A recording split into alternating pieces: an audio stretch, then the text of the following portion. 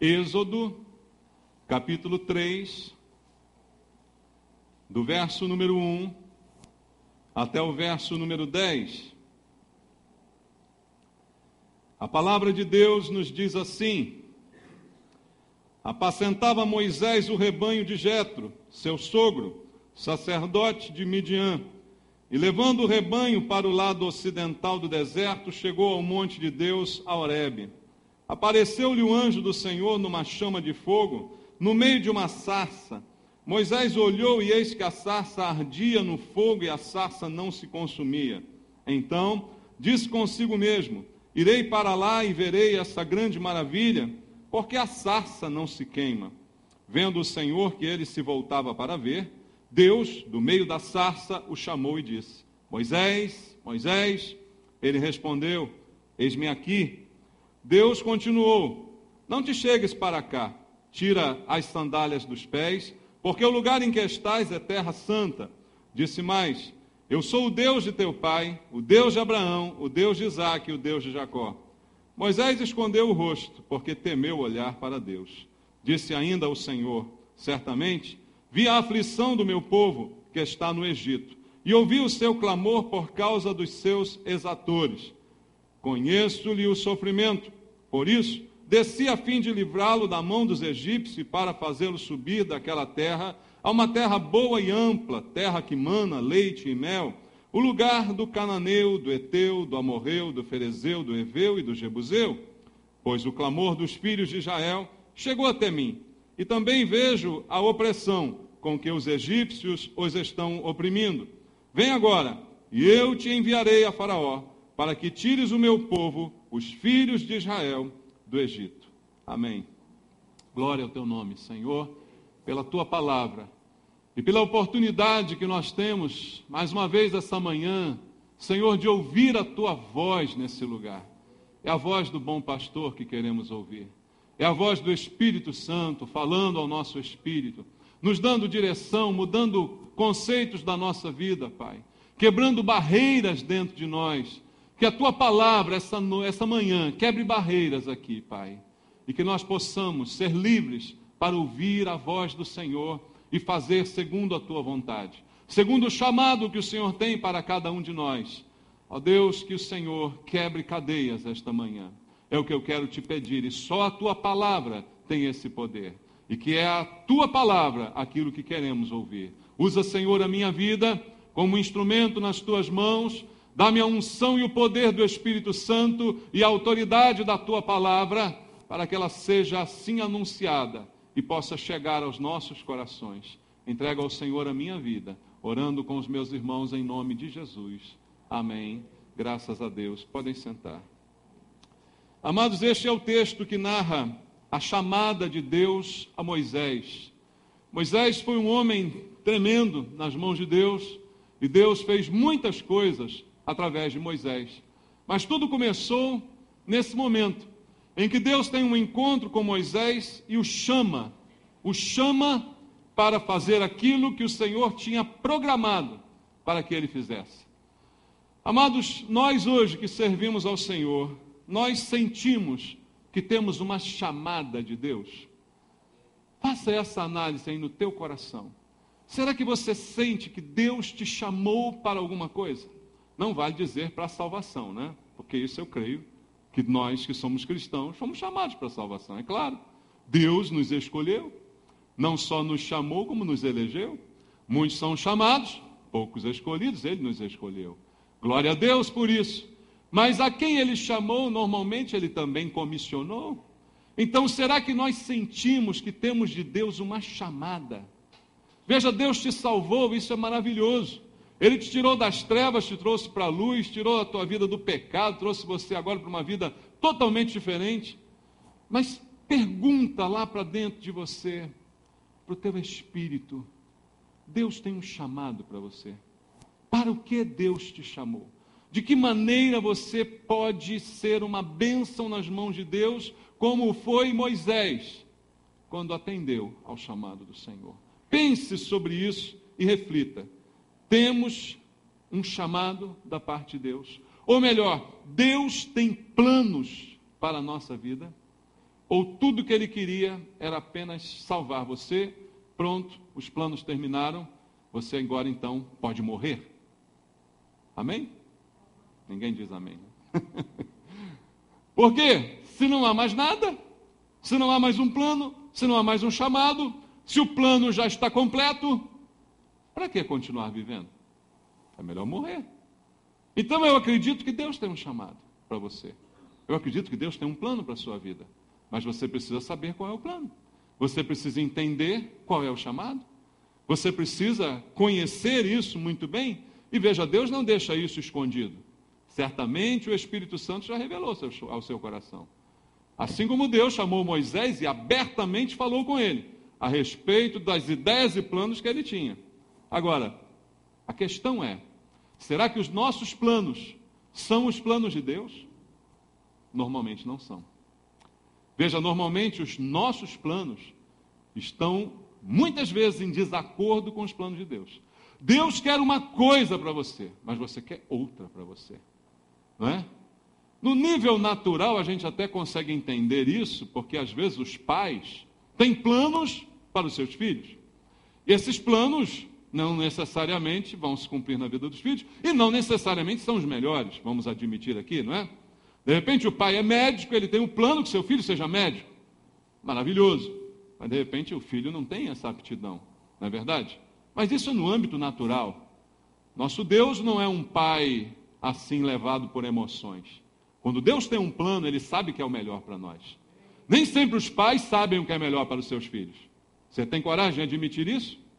Nem sempre. Nós sabemos, embora tenhamos uma grande ideia, principalmente quando usamos a Bíblia como parâmetro, sabemos que o melhor para o nosso filho é ser crente. Amém? Melhor para o nosso filho é servir a Deus. Melhor para o nosso filho é ter os seus pecados perdoados. Isso a gente sabe. Agora, o que vai ser da vida, do ministério, o que vai ser a chamada, o que vai ser o plano, aí nós não sabemos. Mas Deus, o nosso Pai, Ele não sofre dessas limitações que nós sofremos. Então, quando Ele tem um plano para nós, aquele plano, certamente, ele é o melhor que poderia existir. Mas e o nosso plano? O nosso plano, às vezes, não está de acordo.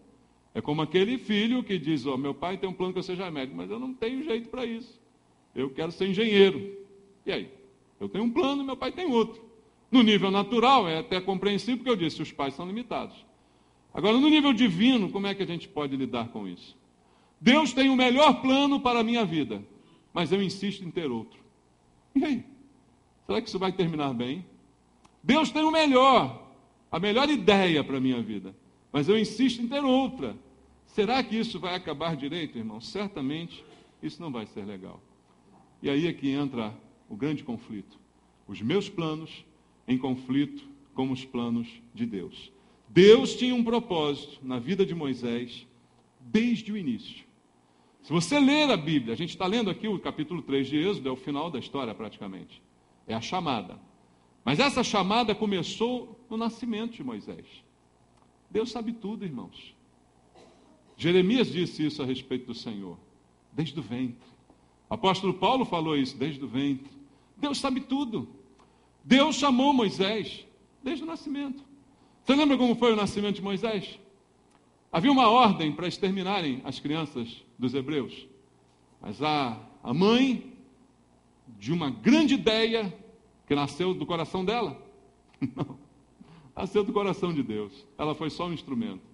Ela disse, eu vou botar esse menino aqui na cestinha. Né? Ela engendrou tudo, né? Vou botar ele aqui, vou largar ele no rio. Depois eu mesmo vou mandar a minha filha lá na frente ver o que vai acontecer. A gente vai dar um jeito nessa história. Você conhece a história como foi? Ele é recebido na família de Faraó. E aí, a irmã diz, olha, eu conheço uma mulher que pode cuidar dele. Quem era essa mulher? A mãe. E ela vai para a casa de Faraó, criar o seu filho, juntamente com a família de Faraó.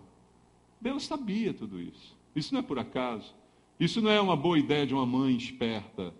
Isso é um plano do Senhor. Então, o plano na vida de Moisés, ele começou lá atrás, irmãos. Ele começou lá atrás, só que a vida levou Moisés para alguns caminhos. Né? Moisés teve algumas experiências antes desse momento.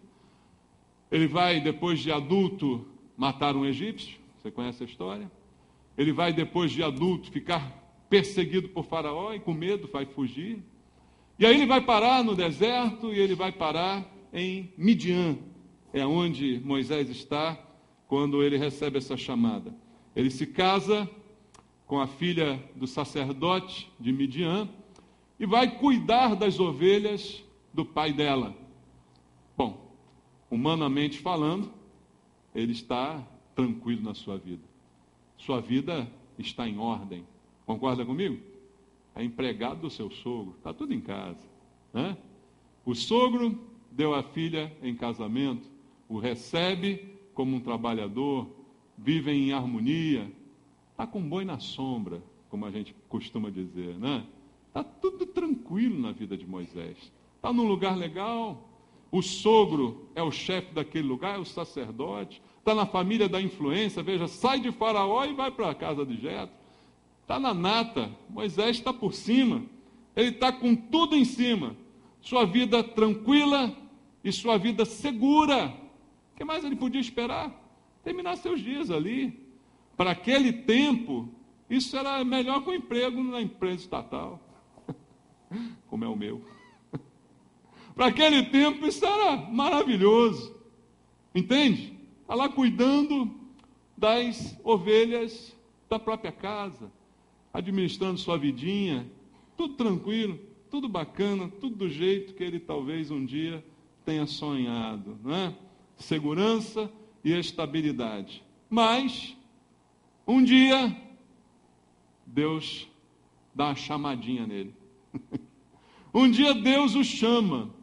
É interessante que esse negócio de chamada virou sinônimo mesmo de bronca, já viu? Vou dar uma chamada no fulano. O que quer dizer isso? Vou dar-lhe uma bronca, vou botar o fulano na linha. Não é assim que a gente hoje fala?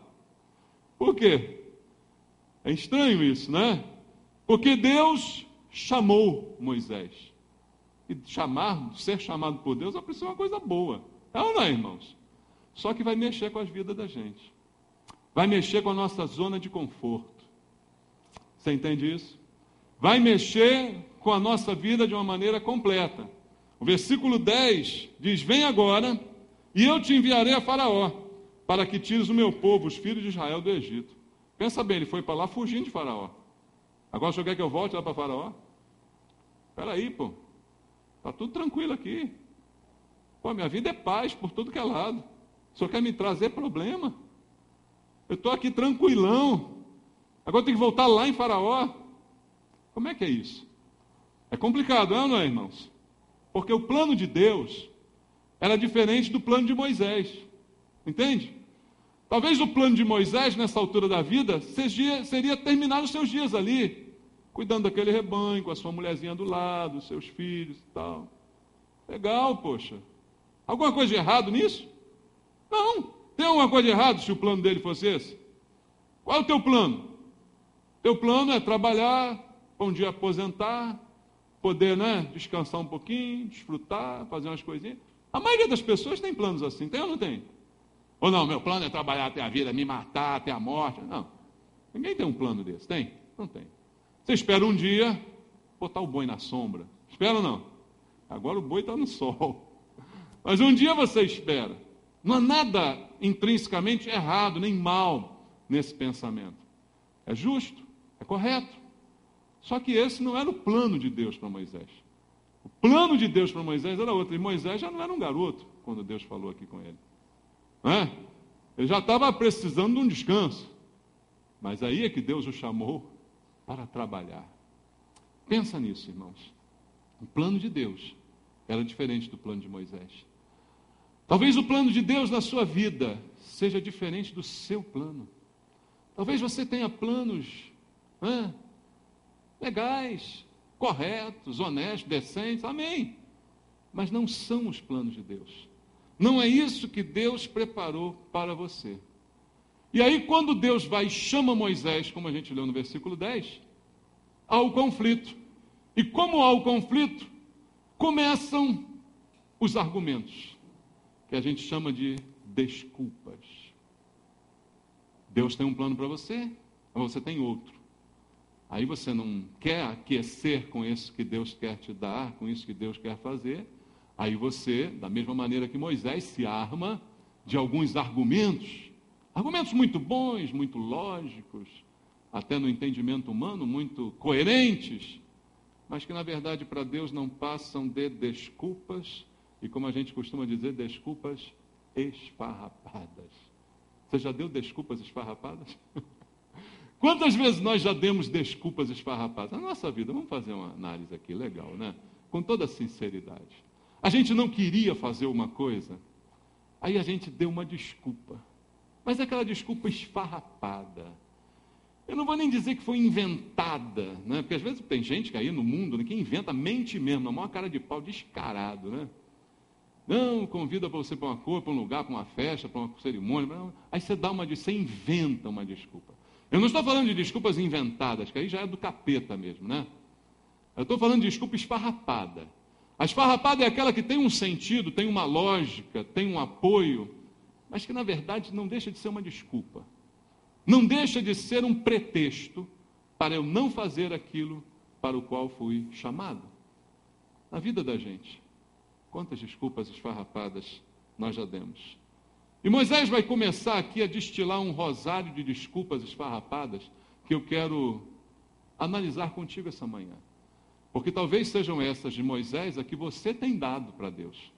Talvez Deus já tenha feito um chamado para a sua vida, já tenha tratado contigo, e você até hoje está aí esfarrapando para Deus, né? Até hoje você está aí só querendo se livrar daquilo que lá no fundo você sabe que Deus chamou você para fazer.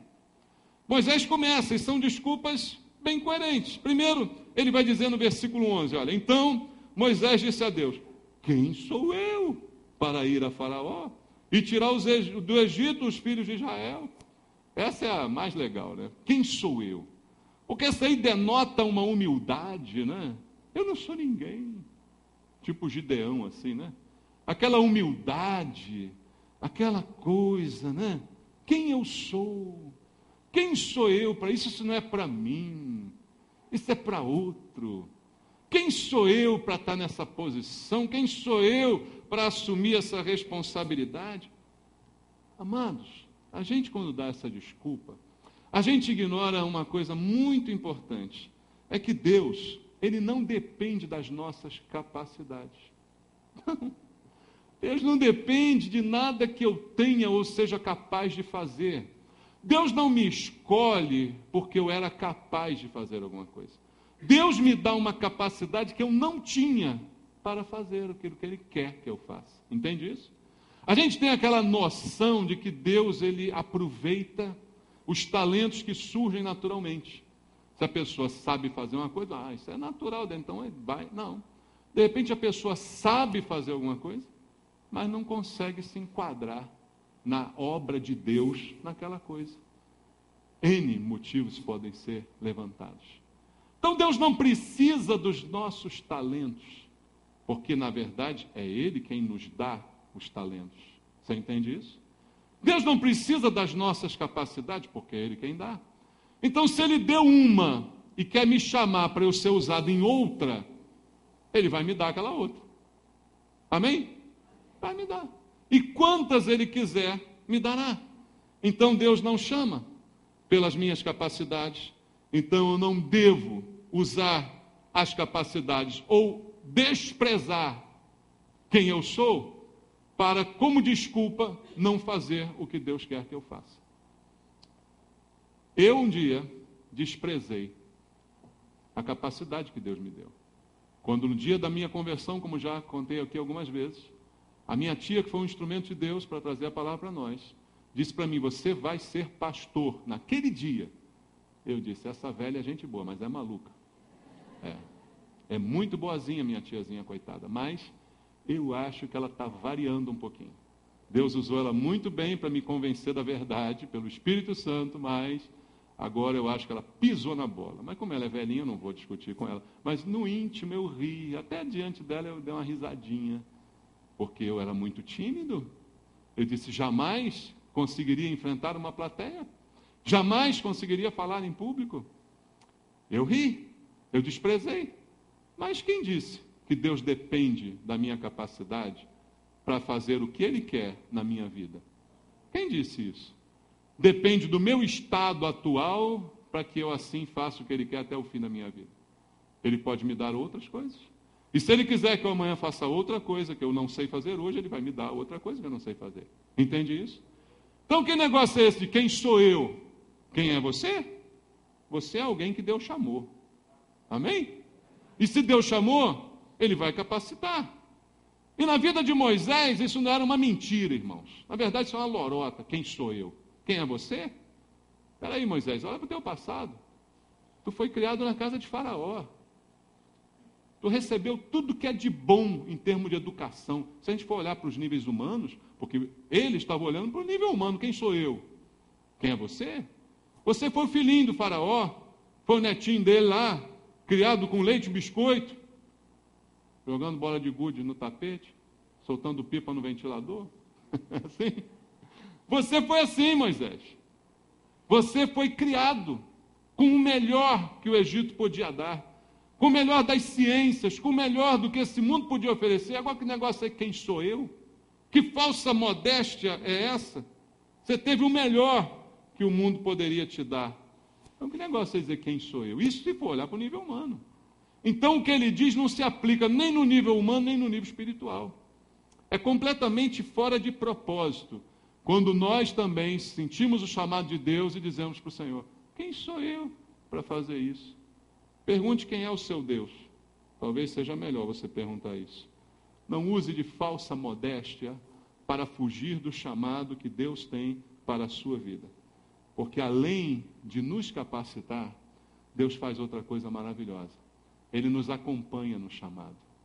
Amém, irmãos? Leia o versículo 12 comigo. Diz assim, Deus lhe respondeu, eu serei contigo. E este será o sinal de que eu te enviei. Depois de te haver tirado o povo do Egito, servireis a Deus nesse monte. Deus está dizendo, Moisés, eu serei com você. Então, queridos, quando Deus nos chama, além de nos capacitar, Ele nos acompanha. É diferente do que a gente entende aí. Hoje, no mundo, se você é de repente chamado para alguma coisa, você vai ser capacitado, vão te dar um treinamento, vão te mandar fazer um curso e tal, mas raramente alguém vai te acompanhar. Raramente vão largar na tua mão e deixar para lá. Deus não é assim. Deus capacita quem Ele chama, investe na capacidade que Ele dá e o melhor, Ele acompanha. Irmãos, naquele dia eu ri da minha tia. Mas depois que eu vi que não tinha jeito de fugir do chamado, quando eu fui ordenado ao ministério pastoral em fevereiro de 98, eu falei intimamente, eu não disse com a boca, intimamente eu falei para Deus, Senhor, se o Senhor quer que eu faça isso mesmo, eu só te peço uma coisa, esteja comigo todas as vezes que eu subir ao púlpito da igreja. É só isso que eu quero. Eu não tenho capacidade para subir aqui sozinho, se Deus não estiver do meu lado. A única coisa que eu quero e preciso é a unção do Senhor. Eu digo, se o Senhor me der unção, eu faço o que o Senhor quiser que eu faça. Porque a pior coisa é subir aqui sem unção, irmãos. É um incômodo enorme se isso acontecer. É um incômodo terrível. Eu fico com pena das pessoas que ousam subir sem a unção do Senhor.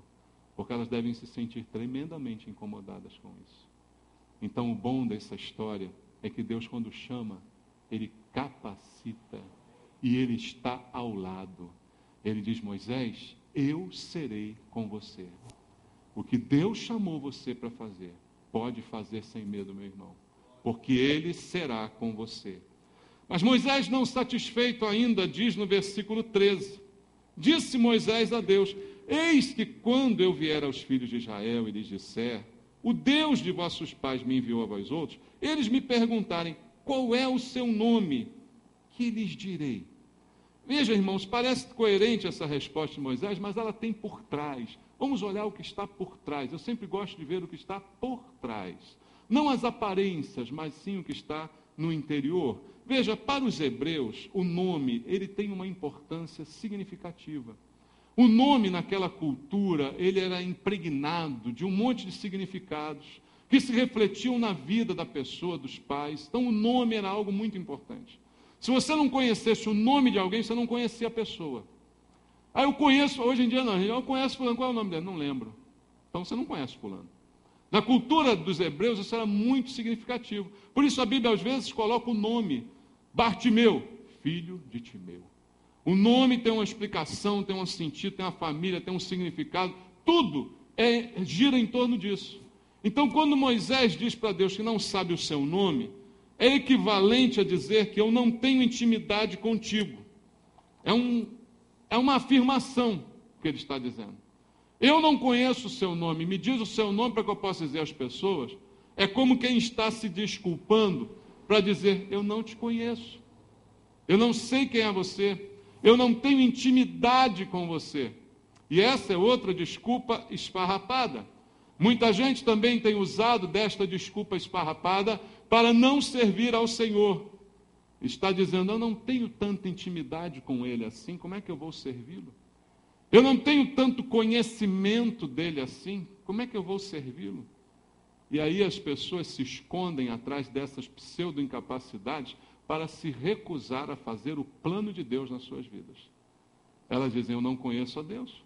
Dizer que não conhece a Deus te livra da responsabilidade? Não, porque a Bíblia diz, conheçamos e prossigamos em conhecer ao Senhor. Quem é aqui que conhece a Deus completamente? Tem alguém que ouse dizer isso? Então, se é para não conhecer, nenhum de nós conhece. Amém? Se é questão de conhecer, ninguém aqui conhece completamente. Por isso a Bíblia diz, conheça e prossiga em conhecer. Conheça cada vez mais. Então, isso é uma desculpa esfarrapada demais. Que não serve também. Ah, eu não tenho intimidade, não conheço. Não, e aí? E aí a gente se esconde atrás dessas desculpas e fica dizendo, se eu fosse espiritual como aquele irmãozinho, aí eu faria alguma coisa. Se eu soubesse orar bonito como aquele, eu ia. Senhor, se eu fosse aquele homem tão sério, compenetrado, olha como, aí eu faria. E a gente fica se escondendo. Se eu tivesse o curso de teologia, aí eu faria, Senhor. Aí eu vou te conhecer tudo, eu vou saber tudo de Deus. Eu vou saber tudo, vou ser doutor em divindade. Já viu esse título? É mó barato esse título, né? Eu acho esse título maravilhoso. O que o senhor é? Eu sou doutor em divindade. Oh, meu Deus do céu. Tenho até medo de ficar perto desse homem, né? Doutor em divindade. Deve ser uma coisa esquisita. Mas aí não. Quando eu for, aí eu estou legal. Aí eu estou bacana para fazer o que o senhor quer. Se você foi chamado por Deus, você já conhece Deus. Entende? E mais importante do que você conhecer, é que Ele te conhece. É ou não é? Deus chamou quem? Você. Ele sorteou você? Achei. Não. Se Ele chamou, é porque Ele conhece. Não é tão importante se eu o conheço da maneira como gostaria de conhecer. O mais importante é que Ele me conhece. Como já disse aqui de várias vezes, o importante não é a pessoa conhecer Jesus. A gente vai conhecer Jesus. A pessoa conhece, legal, Jesus, muito prazer, Jesus. Sou fulano, você é o ciclano, legal. Qualquer dia a gente se vê. É ou não é? Não é importante a pessoa conhecer Jesus. Importante é que Jesus conheça ela. Como eu cito aqui várias vezes, aqueles que chegaram para Jesus dizendo, em teu nome expulsamos demônio, em teu nome fizeram isso, ele disse, nunca conheci vocês. Embora vocês me conheceram muito bem, até usaram o meu nome, mas eu não sei quem são vocês. Então não é tão importante eu conhecer tanto a Deus. O importante é que Ele me conhece. E porque Ele me conhece, Ele me chamou. Ele me conhece da maneira como ninguém mais conhece. Deus conhece você da maneira como ninguém mais conhece. Deus sabe tudo sobre você da maneira como ninguém mais sabe. Então não use essa desculpa esfarrapada para não fazer o que Deus quer que você faça. Não use essa desculpa esfarrapada para se privar e continuar na sua vidinha calminha e tranquila, como você planejou. Entenda o que Deus está dizendo a você e se submeta ao chamado que Deus tem para a sua vida e sinta que é um tremendo privilégio ter sido chamado por Deus. Ele podia chamar qualquer um, mas chamou você. Deus podia ter chamado qualquer um israelita, mas chamou Moisés. Isso é um privilégio terrível, tremendo, irmãos. Então não importa se você não conhece tanto de Deus. não dê essa desculpa esfarrapada. Mas Moisés, não satisfeito ainda, ele diz no capítulo 4, versículo 1, veja só. Respondeu Moisés: mas eis que não crerão, nem acudirão à minha voz, pois dirão: o Senhor não te apareceu. Agora é a desculpa daquela que diz assim: ninguém vai acreditar em mim. Eu vou pregar e ninguém vai acreditar em mim. É outra desculpa para eu escapar do chamado. Irmão, se eu usasse essa desculpa, eu já estava longe daqui há muito tempo. Porque às vezes eu vejo, eu prego e ninguém faz o que eu prego. Meu Deus do céu. Eu acho que esse povo não acredita em mim. Se a gente fosse usar isso como desculpa, a gente já estava fora do ministério há muito tempo. Ninguém vai acreditar em mim. Irmão, o mundo é incrédulo. Você querer que um incrédulo acredite, está querendo demais, não está não? O mundo é incrédulo. O mundo é incrédulo. Mas a nossa missão é pregar. Por isso Paulo questiona: como crerão se não houver quem pregue? Quando você vai pregar, certamente você vai pregar quem não crê. E ao pregar, você tentará fazê-los crer. É esse o motivo de cada pregação. É incutir fé nas pessoas. Por isso a Bíblia diz: a fé vem pelo ouvir o ouvir da pregação. Se todo mundo já tivesse o suficiente de fé, não precisa mais de pregação. Concorda comigo? Cada vez que eu subo no púlpito, eu subo aqui para colocar alguma coisa na sua cabeça. Alguma coisa que você ainda não crê ainda, ou que você crê diferente de mim. Alguma coisa que você ainda não acredita completamente. E a minha missão de qualquer pregador é fazer com que você creia. Então eu sempre pregarei para quem não crê. Sempre vou pregar para quem não crê. Às vezes você crê em 90% da minha mensagem, mas tem 10% que você não crê. É esse 10% que Deus quer que você creia. Então essa história de ninguém vai acreditar em mim, isso é palhaçada, irmão. Palhaçada de Moisés aqui. Até porque a Bíblia diz: os sinais seguirão aos que creem. Não é por sinais que nós vamos crer, mas é depois. Prega e os sinais se seguirão àqueles que acreditarem. Entende isso? Moisés estava muito preocupado. Estava preocupado demais, dizendo: não, eu vou falar, ninguém vai acreditar. Aí Deus deu até uma mãozinha, fez uns sinais antes. Mas não é assim que Deus quer. Não é assim, quando falaram isso para Jesus, ele diz: nenhum sinal será dado. Ele diz: se creres, verás a glória de Deus. Então tem que ser diferente. Amém, irmãos? Mas o que ele está dizendo não passa de uma desculpa. Eu não preciso de um sinal para fazer alguma coisa. Eu preciso fazer alguma coisa para depois eu ver os sinais. Mas a gente se apoia em experiências como a de Moisés, como a de Gideão, que ficaram vendo, querendo ver alguma coisa e tal, para depois fazer. Então fala assim: não, Senhor, se o Senhor quer que eu compartilhe o Evangelho para alguém, o Senhor me dá um sonho essa noite. Tomara que tu sonhe com um capeta, te espetando. Se o Senhor quer que eu vá ali fazer não sei o quê, o Senhor me dá uma visão. Se o Senhor quer que eu me apresente naquele ministério para trabalhar, o Senhor me dá um arrepio. Espera aí, gente. Vamos parar de palhaçada. Você faz e depois os sinais te seguirão. Não espere um sinal para fazer. Principalmente o que é óbvio que Deus quer que você faça, porque Ele te chamou para fazer. Se Ele chamou, é claro que Ele quer. É evidente que Ele deseja que seja feito. Então você só precisa fazer. E aí, ao fazer, o milagre acontece. Ao fazer, você vê os sinais acontecerem.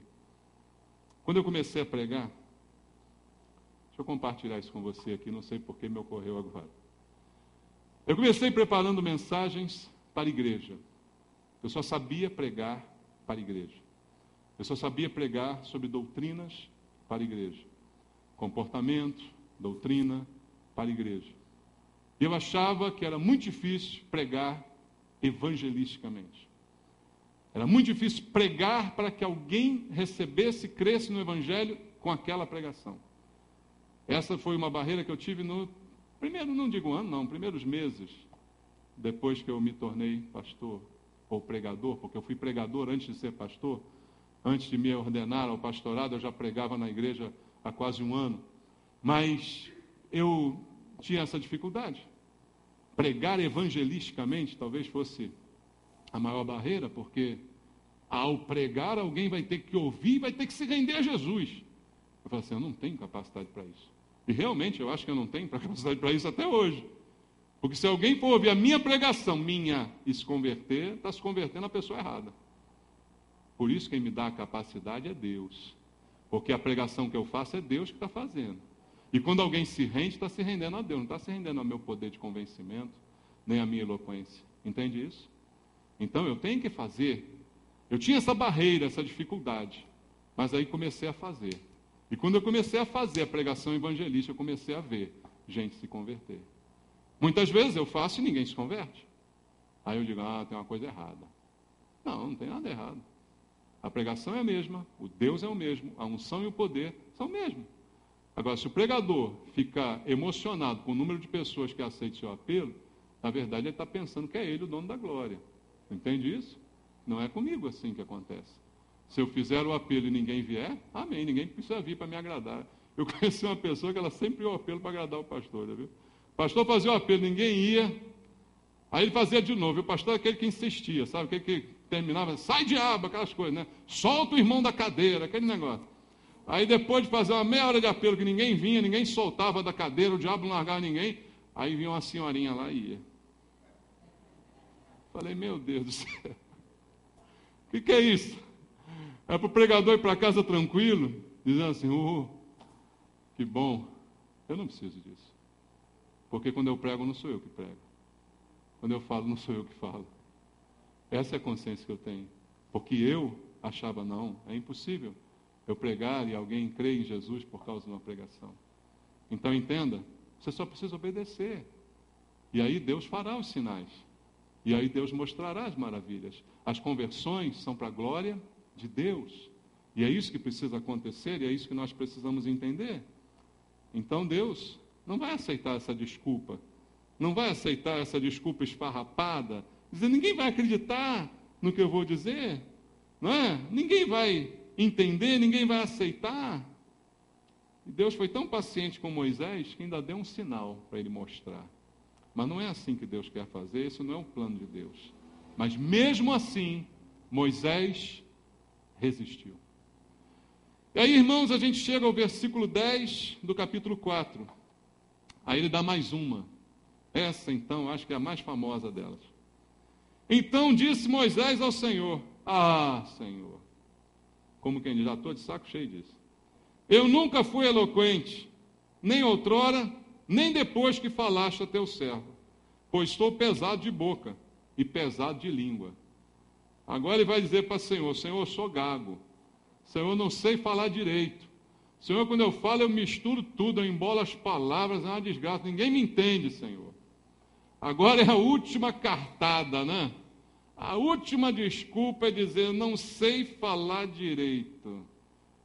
Meu irmão, se eu passar um papelzinho anônimo aí para você botar no papel, se essa é a tua desculpa, eu acho que ia vir muito papelzinho aqui para frente, dizendo sim, não sei falar direito.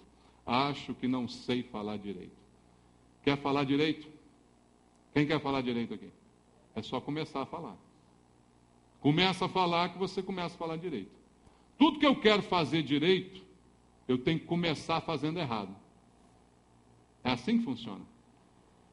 Eu começo fazendo errado, mas de tanto fazer, acabo fazendo certo. Eu acabo treinando e me aperfeiçoando. Assim o atleta faz. Ele pula um pouquinho, depois pula mais longe, depois vai para a Olimpíada e perde a medalha. Mas é assim que funciona. Entendeu? Funciona desse jeito. Você vai se aperfeiçoando fazendo. Não é deixando de fazer que a gente se aperfeiçoa. A gente se aperfeiçoa fazendo. E esse mesmo exemplo Deus vai dar para a gente, irmãos. Porque, veja, essa desculpa é usada por muitos aqui.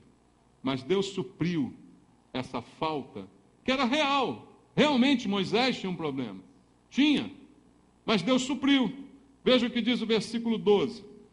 Vai, pois, agora, e eu serei com a tua boca, em ti ensinarei o que hás de falar. Além de dizer, eu vou ser contigo, parece que isso não foi suficiente para Moisés. Ah, mas tem a boca. Tá bom, Moisés, também você com a tua boca.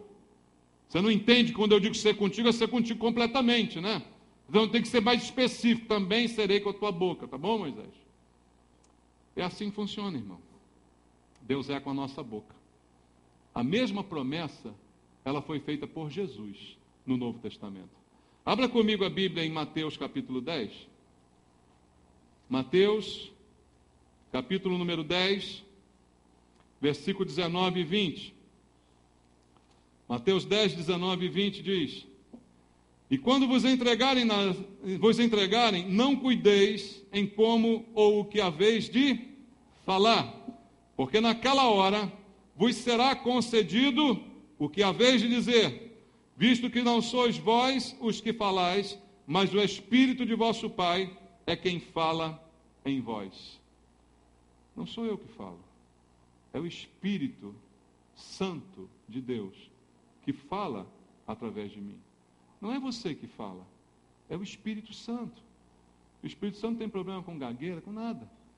O Espírito Santo fala por você. E Senhor, Ele disse isso aos seus discípulos. Não se preocupe com isso. Mas não, eu faço disso o pretexto. Eu faço disso a desculpa mais esfarrapada para não fazer aquilo que o Senhor me mandou fazer. Quantos de nós temos feito isso, irmãos? Vamos ser sinceros esta manhã. Não comigo, mas com Deus. Quantos de nós temos nos escondido atrás de desculpas esfarrapadas para não fazer o que Deus quer que a gente faça?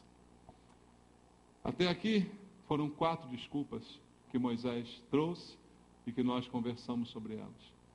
Agora a última delas não é uma desculpa. A última é a realidade. Vamos ver no versículo 13 o que diz a palavra de Deus. Ele, porém, respondeu: Ah, Senhor, envia aquele que hás de enviar, menos a mim. Aquele não dá desculpa, aquele fala a verdade. Todas as desculpas foram rechaçadas por Deus, mas agora ele fala a verdade. A verdade é: eu não quero. Essa é a verdade.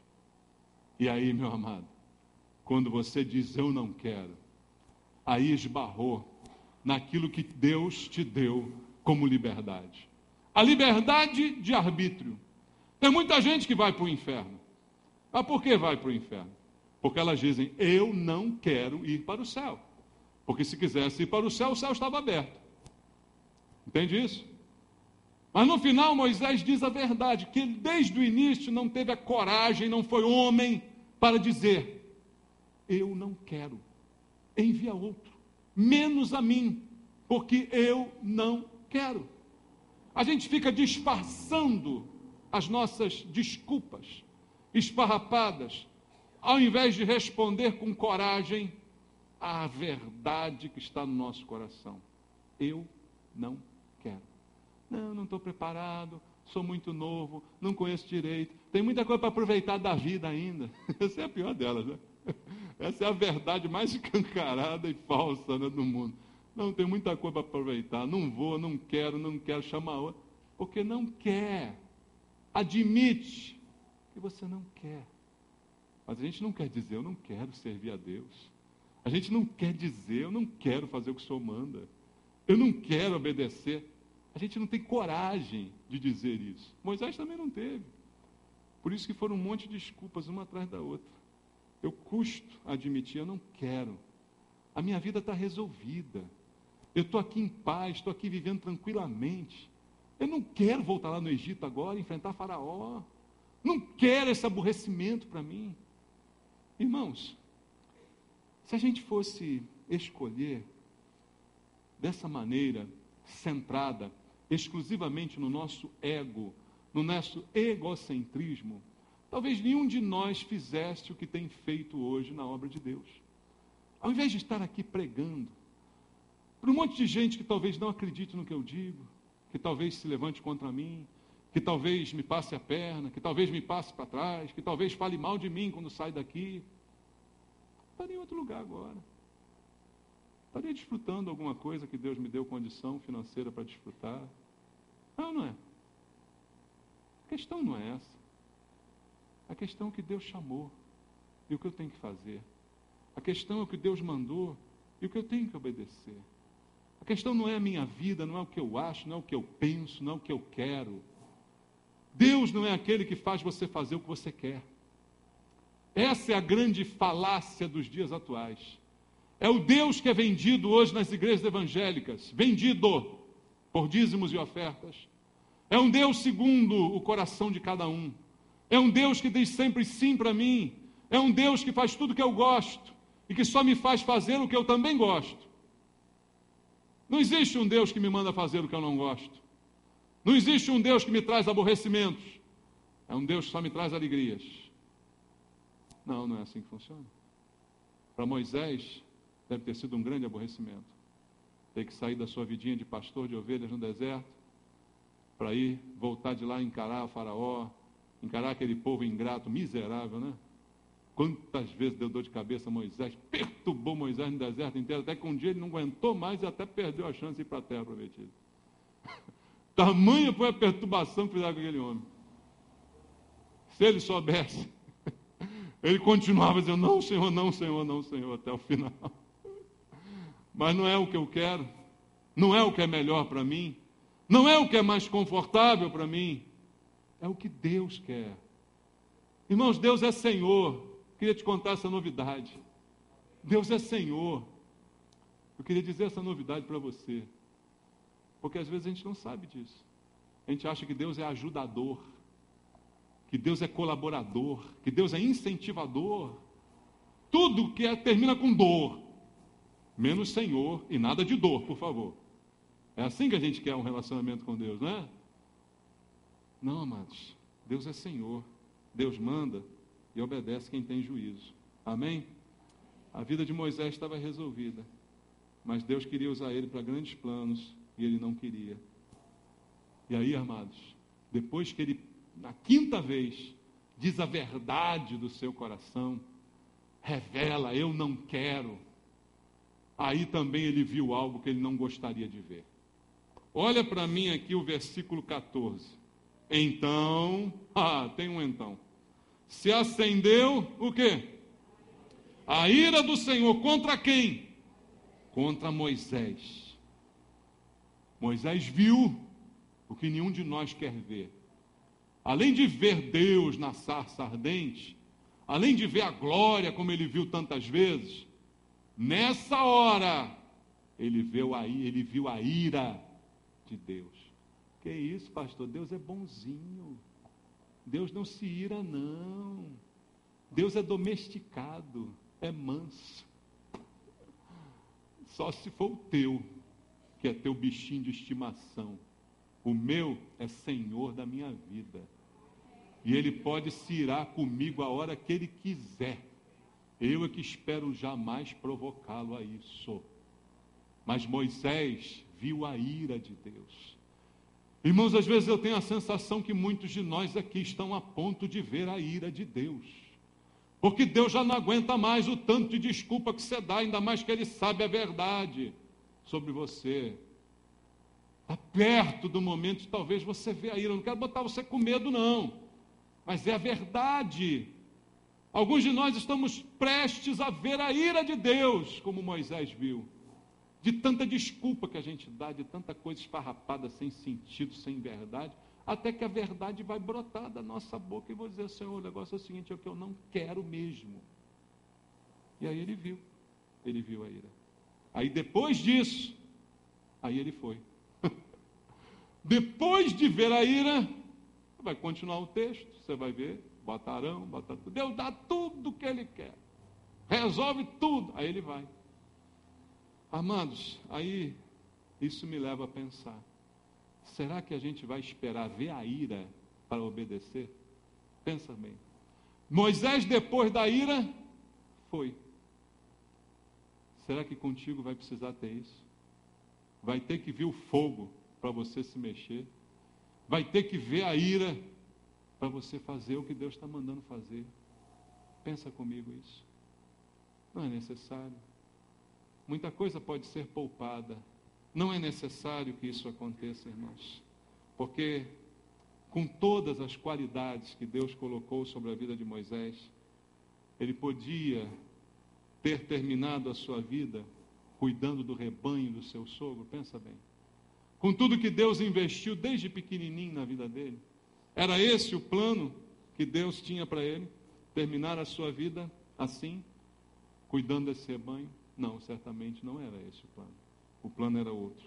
O plano envolvia trabalho, o plano envolvia dedicação, porque Deus tinha coisas muito superiores para Moisés. Não é que cuidar de ovelhas seja um trabalho inferior, porque para Deus não existem trabalhos inferiores. Você entende isso? Qualquer trabalho é digno. O problema é quando eu estou num que Deus tem coisas melhores para mim. Aí que é o problema. Não é indigno estar no deserto cuidando das ovelhas. Alguém precisa cuidar delas lá no deserto. O problema é que Deus tinha para Moisés coisas maiores. Talvez Deus tenha coisas maiores para você.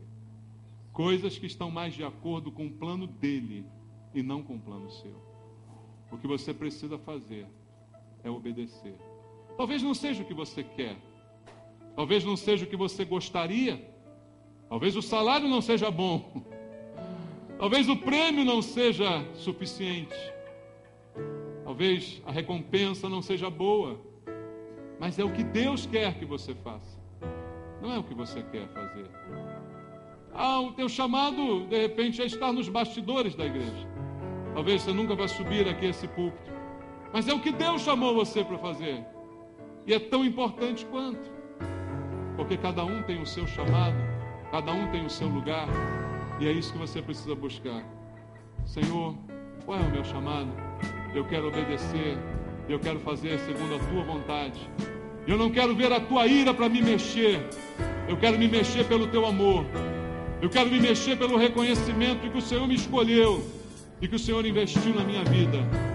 Por isso eu quero te servir com alegria. Que você faça isso, irmão. Faz esse balanço no teu coração essa manhã. E se Deus falar com você para fazer alguma coisa, faça.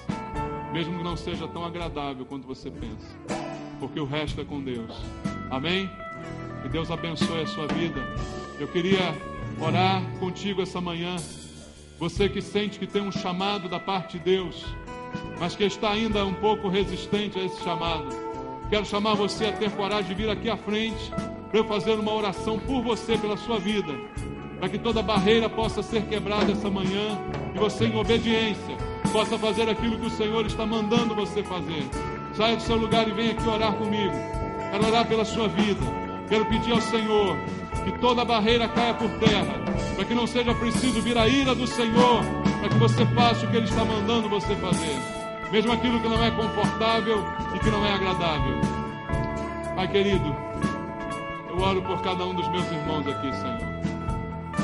Eu peço ao Senhor por cada um deles, Pai, que o Senhor chamou, que o Senhor amou e que o Senhor ama de todo o coração. O Senhor ama esses teus filhos, Pai. O Senhor conhece cada um deles desde o ventre, Pai. É por isso que o Senhor os chama, porque o Senhor já os conhece. Embora talvez eles não te conheçam tão profundamente, mas o Senhor já viu tudo que é necessário para a vida deles. O Senhor já tem todo o investimento pronto e preparado.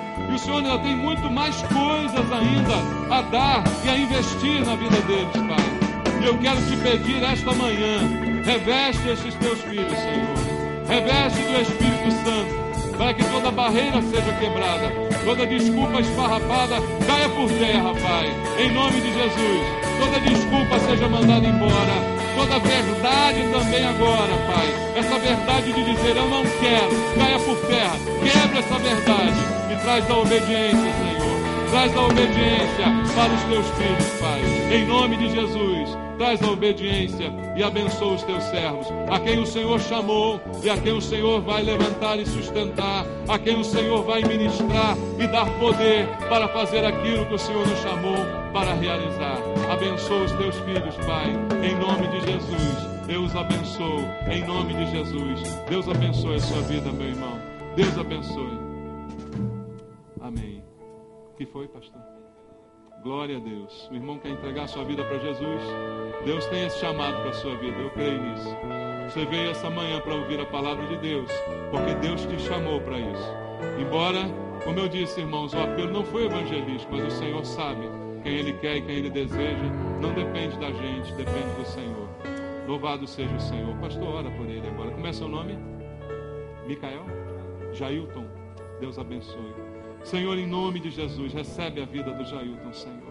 Recebe, Senhor, essa vida preciosa que se rende a Ti nesse momento, Senhor. Se rende ao poder do Espírito Santo para quebrar todas as barreiras da sua vida, para que ele possa experimentar agora uma vida nova diante do Senhor, ouvindo a Tua voz e seguindo ao Teu chamado, Pai, porque o Senhor o chamou, o Senhor o conhece, e ele está aqui essa manhã para receber a Tua palavra e a Tua orientação. Agradecemos pela vida dele e pelo que o Senhor vai fazer na vida dele, Pai. Em nome de Jesus, que o Senhor o abençoe. Em nome de Jesus. Deus te abençoe, meu amado. Deus abençoe e sustente a tua vida.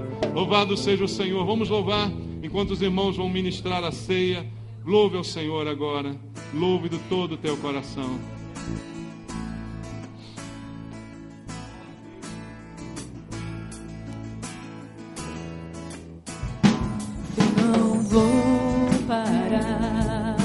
A estrada é muito longa, vou continuar. E mesmo em meio às lutas, eu não estou só, te sinto aqui. A vida é mesmo assim, tantas aflições eu tenho que enfrentar, mas o Senhor está sempre a me proteger. Te sinto aqui. Quando o vento sopra contra mim, os problemas tentam me abater, eu me lembro o grande eu sou me enviou. Eu tenho um chamado, jamais vou me calar. Eu tenho um chamado, o Evangelho anunciar. Eu fui escolhido no ventre da minha mãe. Eu sei que Deus não abre mão de mim. Eu sei que Deus não abre mão de mim. Eu não vou parar, a estrada é muito longa, vou continuar. E mesmo em meio às lutas eu não estou só, te sinto aqui. A vida é mesmo assim, tantas aflições eu tenho que enfrentar, mas o Senhor está sempre a me proteger. Te sinto aqui. Quando o vento sopra contra mim, os problemas tentam me abater, eu me lembro o grande eu sou me enviou. Eu tenho um chamado, jamais vou me calar. Eu tenho um chamado, o Evangelho anunciar. Eu fui escolhido no ventre da minha mãe. Eu sei que Deus não abre mão de mim. Eu sei que Deus não abre mão de mim. Há muito pra fazer, não há mais tempo pra olhar pra trás. Eu tenho um chamado, jamais vou me calar. Eu tenho um chamado, o Evangelho anuncia. Eu fui escolhido no ventre da minha mãe. Eu sei que Deus não abre mão de mim. Eu tenho um chamado, jamais vou me calar. Eu tenho um chamado, o Evangelho anuncia. Eu fui escolhido no ventre da minha mãe. Eu sei que Deus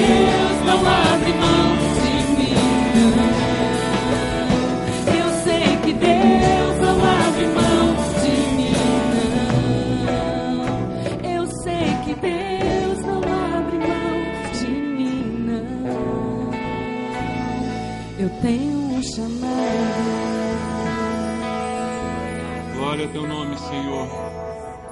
O Senhor não abre mão de nós. O que Ele chamou você para fazer, só você pode fazer. Você não é desprezível nem dispensável. Deus não abre mão da sua vida. Ele chamou Moisés para libertar o povo do Egito. E tinha que ser Moisés. É claro que se Moisés não quisesse, usaria outro. Porque o plano do Senhor não pode ser frustrado. Mas Deus chamou você para você fazer aquilo que Ele te manda fazer. Então faça. Porque Ele não abre mão de você. As suas desculpas não farão com que Ele desista do que Ele quer. A menos que até o fim você diga, eu não quero. Deus quer salvar, mas até o fim alguns dizem, eu não quero. Aí não há como salvar. Mas Ele não abre mão. Ele não abre mão de nenhum daqueles que Ele criou. Por isso a Bíblia diz, o desejo de Deus é que todo homem seja salvo.